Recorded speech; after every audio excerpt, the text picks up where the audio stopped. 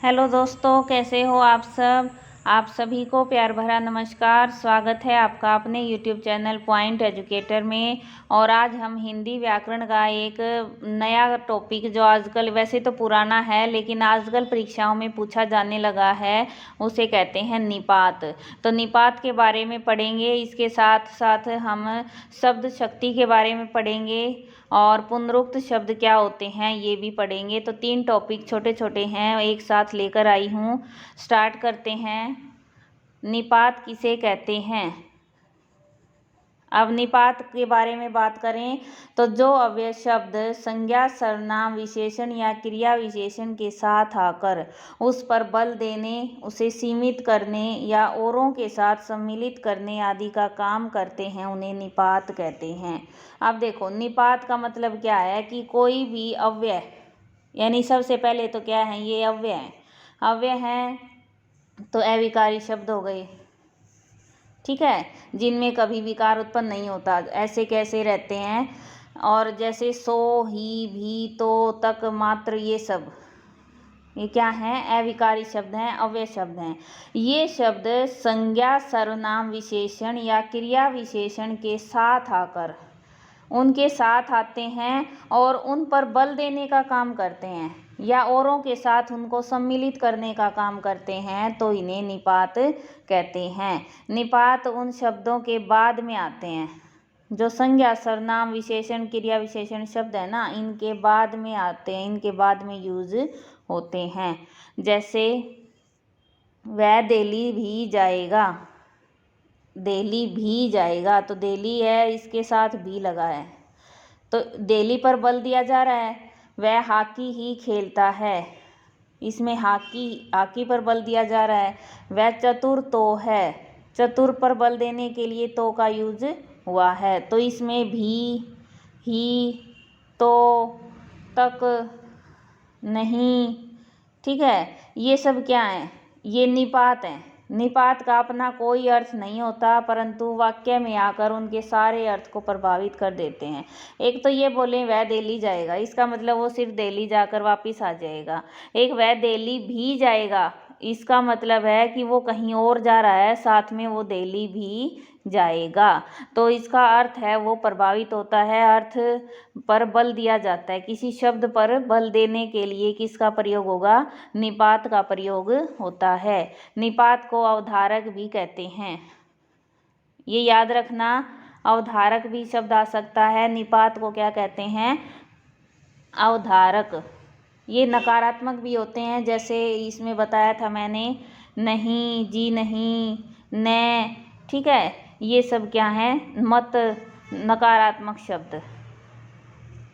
निपात की भाषा में उपयोगिता सेम वही है कि इनका अपना कोई अर्थ नहीं होता, ये अतिरिक्त बल प्रदान करते हैं, ठीक है, विशेष प्रकार का बल दे देते हैं, अपना अर्थ नहीं होता। अच्छा, इसके बाद है शब्द शक्ति किसे कहते हैं, ये कितने प्रकार की होती है। शब्द में अर्थ प्रकट करने की शक्ति होती है। शब्द होगा तो उसका कोई ना कोई अर्थ होगा, ठीक है, तो जो वो अर्थ दे रहा है, जो अर्थ प्रकट करने की उसकी शक्ति है ना, उसको शब्द शक्ति कहते हैं।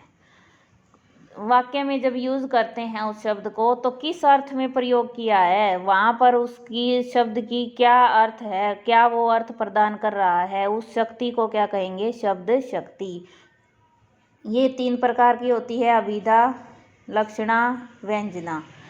अभिधा होती है सामान्य अर्थ का बोध कराए, शब्द की जिस शक्ति से उसके सामान्य अर्थ का बोध होता है उसे अभिधा कहते हैं। जैसे गाय, गधा, कुत्ता, बिल्ली, ये सब क्या है, पशु विशेष का ज्ञान हो रहा है, ठीक है, तो सामान्य अर्थ है यहाँ पे।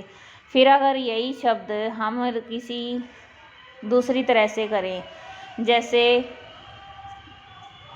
सोनू गधा है, सोनू गधा है, क्या सोनू गधा बन गया, जानवर है वो, नहीं है ना, सोनू तो एक व्यक्ति है या लड़का है, संज्ञा हो गई, तो इसके साथ गधा शब्द का यूज कर लिया, इसका मतलब वो मूर्ख है, बेवकूफ़ है।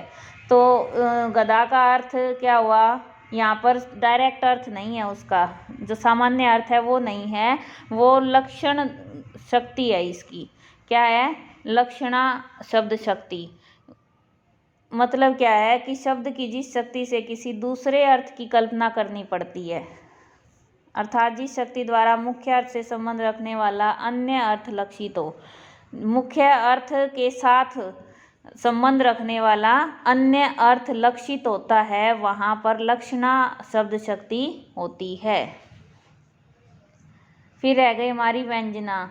व्यंजना शब्द शक्ति क्या होगी कि जैसे पूरा ना तो सामान्य अर्थ होगा शब्द का या वाक्य का, ठीक है, और ना ही मुख्य अर्थ से संबंध रखने वाला अन्य अर्थ बताकर किसी गूढ़ छिपे हुए अकथित अर्थ को प्रकट करे। छिपे हुए अर्थ को प्रकट करता है, वो होता है व्यंजना शब्द शक्ति। जैसे सुबह सुबह आपके मम्मी पापा बोलते होंगे सूरज सिर पर आ गया है।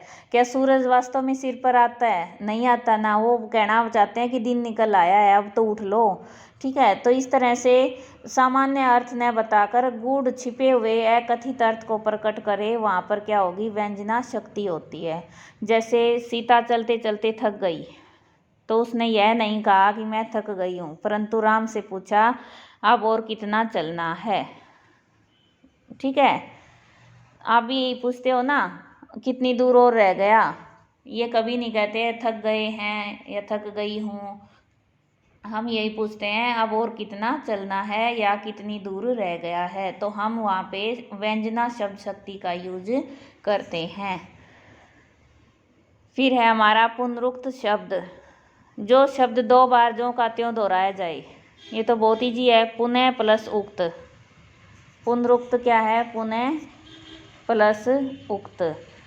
पुनः होता है फिर से, उक्त होता है कहा गया। एक ही शब्द का दो बार यूज ज्यों का त्यों कर दें तो क्या हो जाएगा? पुनरुक्त शब्द। और ये किस तरह से हैं? भिन्न भिन्न अर्थों के सूचक होते हैं। प्रत्येक का भाव हर घर, घर घर, ठीक है। भिन्नता का भाव देश देश के लोग आए हुए थे, बहुत अधिक हंसी हंसी में, यानी बहुत ज़्यादा हंसी हो गई। फिर ऐसा जातीय का भाव पके पके फल तोड़ने चाहिए। और कहीं बीच में ही भी लगता है, जैसे चलते ही चलते लगाते हैं कई बार, चलते ही चलते, जाते ही जाते। तो चलते और चलते तो सेम है, बीच में ही का प्रयोग हो गया तो भी ये पुनरुक्त शब्द कहलाएंगे।